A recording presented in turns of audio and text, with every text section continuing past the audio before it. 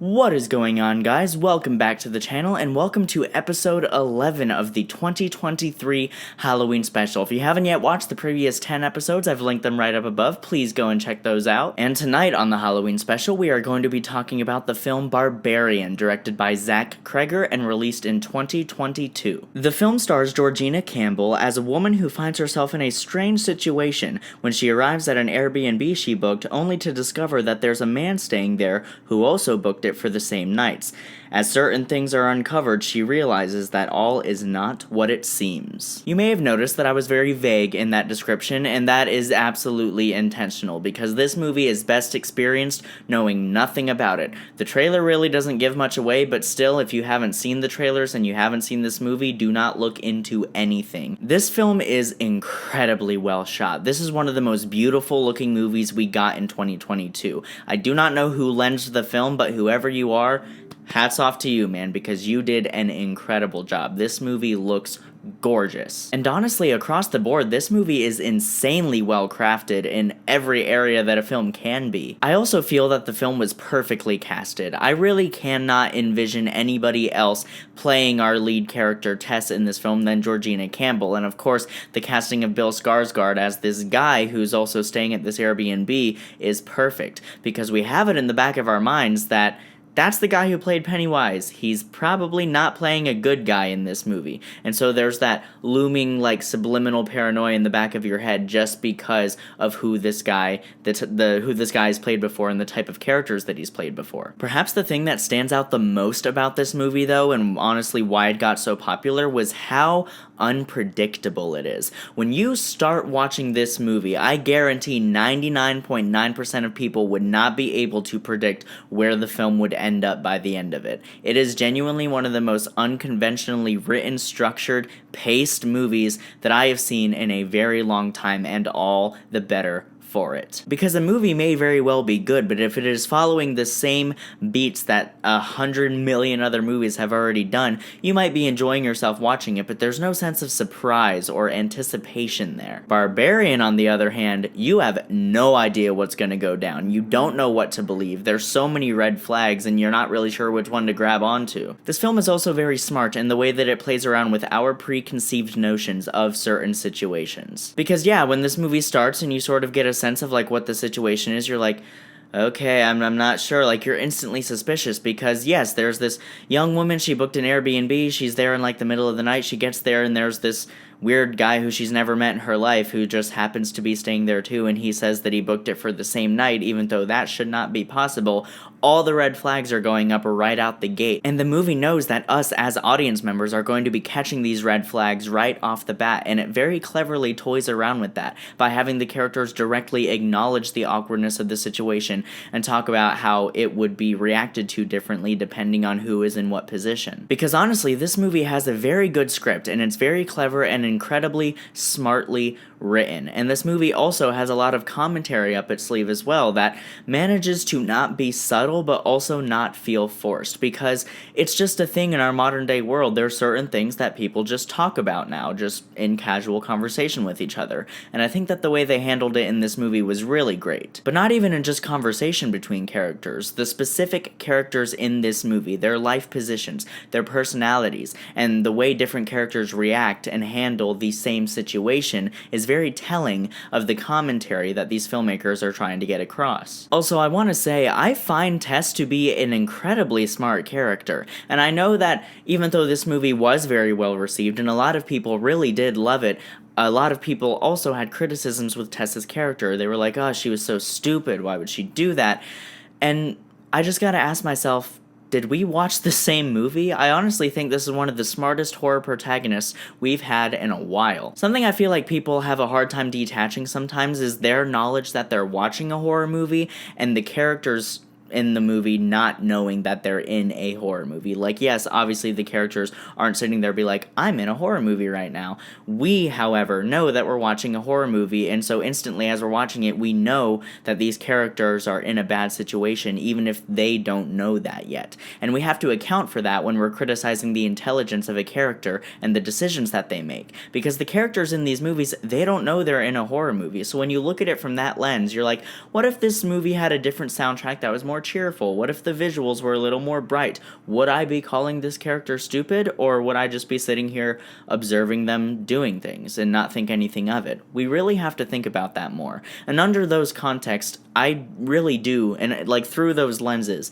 I think objectively speaking, Tess is actually a very smart, good-hearted character. Sure, there's certain things that she does that maybe a lot of us wouldn't do, but she does them because she's just a good fucking person. And it's honestly kind of sad that we're not used enough to the concept of a person just being a good person and willing to put themselves at risk to help another person, that we just instantly assume that because she's trying to help somebody, she's stupid. But no, she's not stupid. She just cares for people. So I actually find it to be a very endearing aspect of her character in this film. And going back to how clever the script is in this film, it's actually surprisingly funny. There's a lot of very well done comedy in this film that does not detract from the horror and the tension of the situation, which is very hard to do, and it's why Hollywood doesn't really like taking the risk of making a horror comedy edge film anymore. Really, the only franchise that's still going on and going strong with that genre is the Scream franchise. But the reason Hollywood is comfortable with that is because Scream is a huge IP. I mean, Scream 6 had the biggest opening weekend of any Scream film. Just in its opening weekend alone, it surpassed the entire total domestic gross of Scream 4. And studios look at those numbers and they don't care what the kind of movie is. They just know that it's going to make them a lot of fucking money, and that's why they are okay continuing to make Scream films. But here's the thing, the filmmakers behind those new Scream films are very talented and actually care about the story, not just about the money, which is why they are good movies. Sorry, it seems like I just went on a whole rant tangent there about Hollywood and how greedy they are. Late stage capitalism, don't we love it? No, kill me, please. Something I love about the way that this movie builds tension is that it relies very heavily on the fact that we don't know anything, and the movie is very careful not to clue you in on certain things because you honestly don't know what the hell is going on for the vast majority of this movie. Now, when it's revealed, it is very terrifying. I don't think it detracts from the movie at all, but for the majority of the movie, you know as much as the characters know, and that really makes it that much more terrifying because you're exactly in their shoes. The way a lot of movies build suspense is they put you one step ahead of the character and then place that character in a situation that you have already been told is a dangerous situation, which is a very smart way to build suspense. That's basically the Hitchcock method. But there are a plethora of other ways to build suspense in film, and one of those ways is just putting you in the exact shoes of the character and you catch the red flags that you notice them catching so that you are in their exact position. A situation can be terrifying without you having to be one step ahead of the person within it. This movie also has awesome sound design, just from the opening shot alone, which was very creative and is one of my favorite opening shots of any horror film. It's really made clear just in the opening few minutes of this movie that it is a great soundscape. The sound designers for this movie really spared no expense. They threw all the money they could from whatever portion of the budget they had into making sure that this movie sounds incredible, and it does. The Foley work in this movie, as well as the score, is insanely effective. Now, I mentioned that this movie is very unconventionally structured, and it absolutely is. It's probably the thing that most people talk about the most whenever they're doing reviews or commentaries on this movie, and I am absolutely here for it. I remember when I saw it for the first time after a certain thing happened to bridge between the first act and the second act, I was like, what the... Because, like, the most horrific shit had just happened, and then all of a sudden we were in a completely... It's hard for me to describe it in detail without giving away the movie and the effect of that moment, but all you need to know is that it was insanely unexpected, and it makes you lean forward in your seat and want to continue watching the film. And if you take that leap of faith with the movie, you will be rewarded. There are so many insane twists and turns throughout this entire movie, it is impossible to be bored or uninterested while watching it. But please know, if you have not seen this movie, it's fucked up. I mean, it's fucked up before you even figure out the truth behind this whole mystery that's going on at this Airbnb. It's already fucked up before that. But it never feels mean-spirited or dark just for the sake of being dark. It's actually a very original story that is very uniquely executed, and I think it's insanely well done. I mean, it's so effective and so tense, because it's all too rare nowadays in Hollywood to get a good standalone original horror film that isn't part of some big franchise so that it's already guaranteed to get made.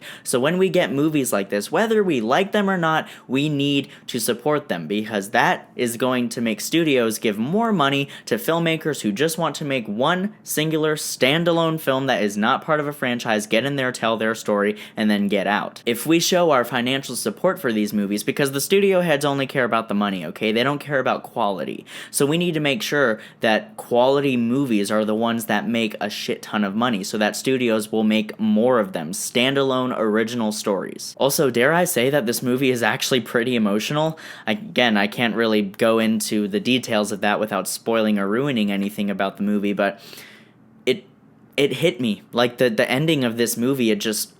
it's like the biggest punch in the gut, which is something I also did not expect at all when this movie started. Honestly, I think it's one of the best films of 2022, and as I've said in so many of these videos already, 2022 is one of the best years for horror that we have ever had. And honestly, just within the confines of my lifetime, I think it might be the best year for horror within my lifetime. I was born in 2005, for context. This film handled its messages and commentary insanely well, I feel, and it also managed to be a very tense, extremely suspenseful, and entertaining, unpredictable horror thriller film, and I was riveted from beginning to end. So without further ado, let's go ahead and rate this film. I am going to give Barbarian a 10 out of 10.